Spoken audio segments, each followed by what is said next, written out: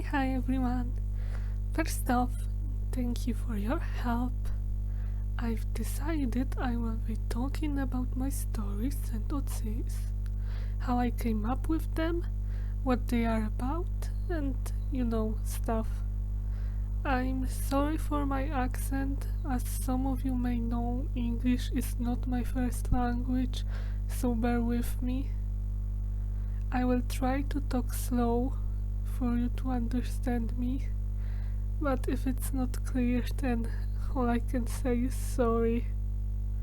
So let's start from the beginning. My first story, known as the No Title, though I want to add something to this title at some point. The idea behind this story started developing back in primary school. My inspiration at the time were series like Steven Universe and Edgeworth. I loved them, and so I wanted to try and make my own show. And so one day all the kids from my class were preparing for a play, except for me and my two friends, Sebastian and Olivia. We never wanted to play a part in such things, as we were pretty shy. Sebastian wasn't. I have no idea why he never joined any. There were only 12 of us in the whole class, later 11, and it was still the biggest class in the whole school. Obviously we were not learning anything, cause what's the point when it's only 3 of us, so our teacher just let us do whatever. And as we were sitting, we came up with this idea of a group of friends playing around and having wacky adventures. We would be the main characters, and that's how it all started. I've made the designs for the characters, and voila! We even made an Amino account to share our ideas, though definitely the drawings were not the best at the beginning, let's say. At later date we parted ways, and so I continued on my own. The story went from straightforward to pretty complicated at that time, from just fun with friends to time travel and secret organizations. So many new characters were added, but now let's talk more about the No Title itself. Our main characters are Via, a sportsy, outgoing, fun-loving teenager, Sebastian, funny, never-too-serious cousin of Via, and their friend Victoria, mostly called Tori, who's quite grumpy and mostly a killjoy. That's me, by the way, but they all get along well. There's also supporting cast, Vicky and her older brother Daniel, as well as Norbert and his brother Simon. At first I planned for the 4 segments of this story, I called them seasons, but later I decided to stick the first 2 together. The first segment is a slice of life which later turns into adventure in the future. Next segment is about uncovering mysteries of their surroundings. The last one is about fighting the gifted ones and uncovering the secrets of Red Shadow, and finally facing them. Then there's time skip to the future, where the characters have to fight the Grandmaster. Most of the characters are based one way or another on the people I know in real life.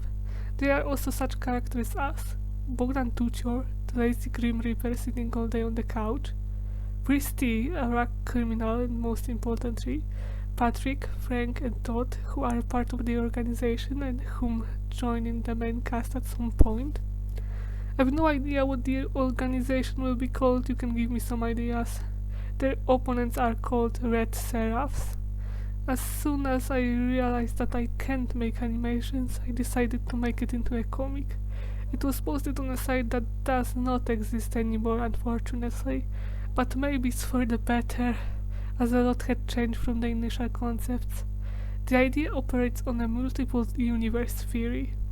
They are not really going into a future, but rather they go in a different universe, where it's already future.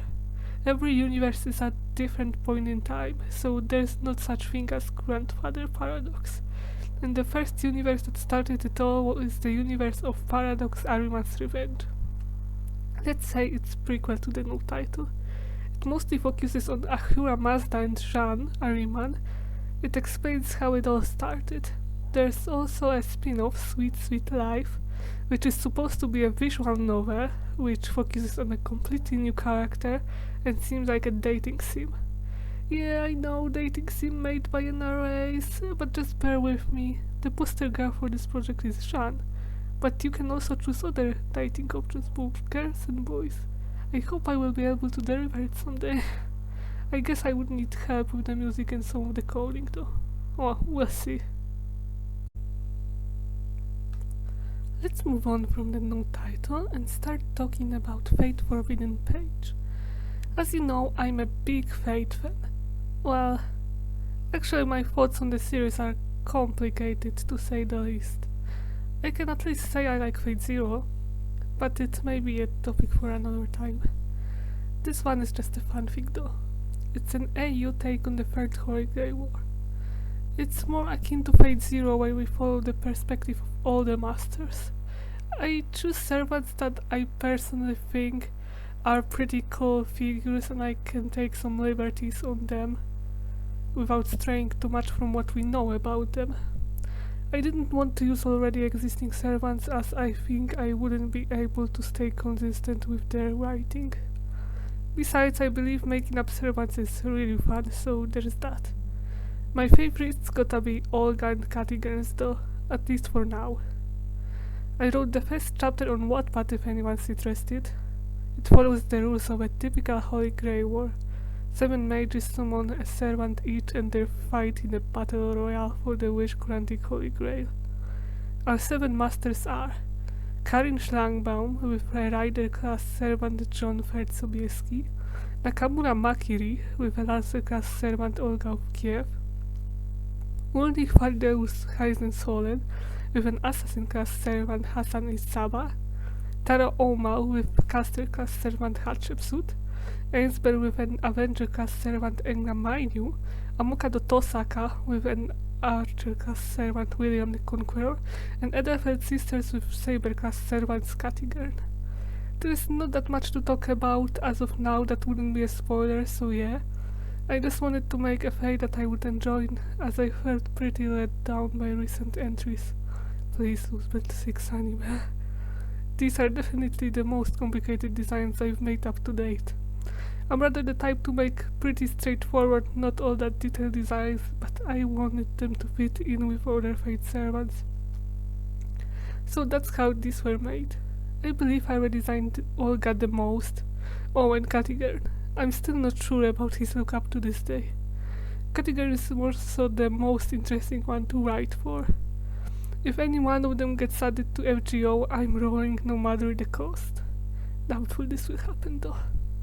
All the servants and masters, of course, me being me, I have a what if scenario where it takes place a bit after the main series and all of the servants and masters are alive and they want to start a bigger Holy Grail War with Mages Association, but something's not right. That's what Nakamura thinks at the very least. After winning all the battles without a single loss, will he be able to uncover what is going on? Well, I think that this is enough for this entry. So we shall move on to on the other side of the fence. Well, this is basically my comfort series. No thinking, just pure improv. It's a comedic take on Arthurian legends. It focuses on the conflict between brothers, Uther and Vortigern. Their houses, due to Uther's command, have been divided by a fence. Although one of the knights of the table, Lancelot, frequently crosses the fence, that leads to a lot of misunderstandings and misadventures. It's not meant to be taken seriously by any means, it's just very stupid fun, and by stupid I mean like brain dead pretty much.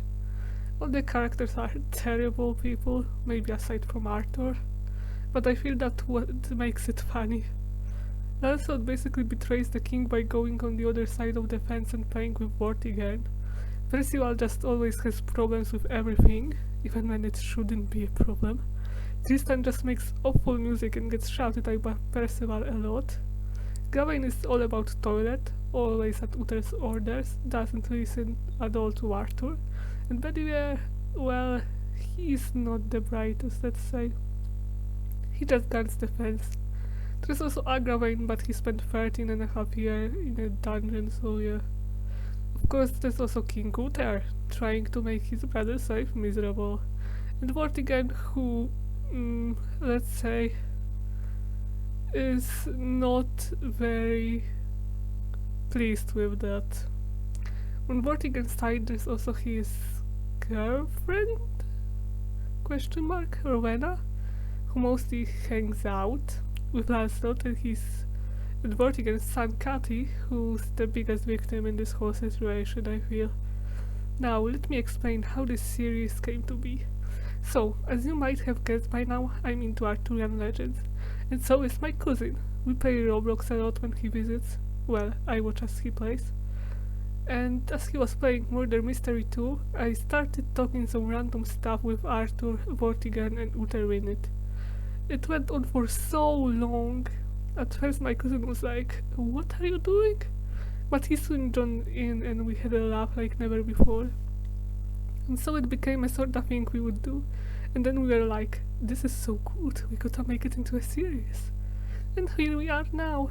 Our favorite episode is probably the one with Uther, where Arthur goes to see the Wasp movie with Lancelot and Vortigern, and Gawain gets so jealous he turns into his alternative form, Uther, and takes over the kingdom, and Barry with Tristan go on a journey to tell Arthur about it, as Uther overthrows Uther and tries to change the color of the sky for like 20 minutes to the one that he thinks fits him best. Another one of my favorites gotta be the one where everyone is in the wrong room. Cathy gets kicked out of the house for the night and Arthur wants to give him a room to stay in, but he can't find one cause everyone is in the wrong room. I know it doesn't sound so exciting, but I remember this episode so well that it's got to be one of the best ones. We also have plans for season 2, so there's that. Okay, now let's move on to the most important one. Beyond Our Fate. Yep, my newest creation and the one you seem to enjoy. Even though it's pretty fresh, I already fell in love with it, because it gives me so many new opportunities. And the characters! I can finally have a silver-haired main character, let's go! Of course, Tiger's look is to be enjoyed by me. If you haven't noticed, in every of my series I have this longer hair, dark hair and light eyes boy, because I really like how it looks and nothing else. And Julia is of course best girl, no questions asked. How I came up with the series? Well, it's not all that interesting. I was just listening to Save My Sen, and that's how the idea came to my head. Songs do a lot for the plot and characters in my stories, not gonna lie. But the song that fits the most for this story has got to be Enchante. If I wouldn't have to worry about spoilers, I would do an animatic for this song in a heartbeat. It really encapsulates the vibe I'm going for with this series. Like, the songs that remind me of Tiger are Again and Viva la Vida, and when it comes to the main antagonist, I feel Where's the Justice captures his character the most. There's probably many more, but these are just the first that came to my mind. So, as you may already know, this is a story about fighting the people possessed by the figures long gone called Amoks. Every one of them represents some sort of injustice that happened and maybe is still happening. Our main trio, the young mage Lena, mysterious Tiger, and helpful Amok Julia, try to get rid of them. Even though there's a focus on injustice, I feel like the characters are the core of the story, and so I want this one to be about them. Everyone will have their time to shine, from Lena having to come to terms with the way people are and question her beliefs, Tiger dealing with who he was, is, and will become, and Julia discovering who she really is. There's so much still to unpack. I feel Julia's storyline resonates a lot with me for personal reasons, as it's pretty much what I've dealt with, but I also believe Tiger's is the most interesting one. Can't wait to show you some flashbacks. After all, not everything is black and white, and neither are our heroes. If I have to be honest, all of them have some of my flaws. My favorite has to be Julia though, and the antagonist. He has a relation to one of our main three. I won't say who yet. I have an episode in mind, that I would like you to help me with. Yes, exactly. If you also draw, then come in and let's make something beautiful together. Of course. Everyone will get credit and I can draw something for them in exchange. I just want this episode to be special, in these times where being an artist is just so hard. The amok of the episode would be somebody possessed by Van Gogh. His power turns every art piece into his auto-generated work. I think I all know where this is going, right? But that's in the future. For now, I'll just try to reach more people somehow.